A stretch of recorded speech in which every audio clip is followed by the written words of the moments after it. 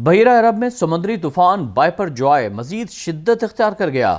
محکمہ موسمیات کا بتانا ہے کہ سسٹم کے مرکز کے گرد لہریں 35 سے 40 فٹ تک بلند ہو رہی ہیں، جبکہ طوفان سے کیٹی بندر پر لہریں 8 سے 12 فٹ بلند ہو سکتی ہیں۔ طوفان سے ساحلی پٹی پر آندھی اور گرج چمک کے ساتھ موسلا دھار بارش ہو سکتی ہے۔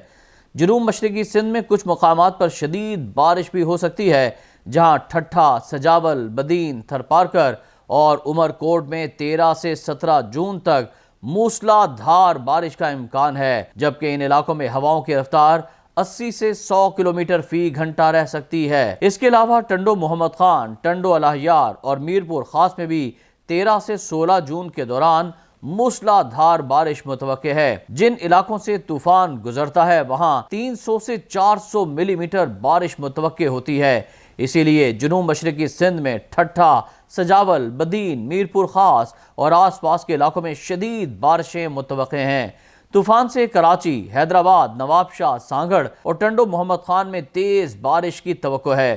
طوفان کا پھیلاؤ بہت زیادہ ہے اور ہوائیں انتہائی شدید ہیں۔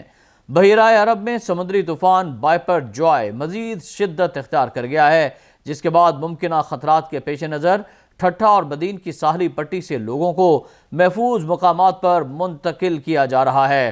شاہ بندر، جاتی اور کیٹی بندر کے دیہات سے 50,000 افراد کا انخلا کیا جائے گا۔ بدین کے 0 پوائنٹ کے گاؤں سے 2,000 افراد کی محفوظ مقامات پر منتقلی کر دی گئی ہے۔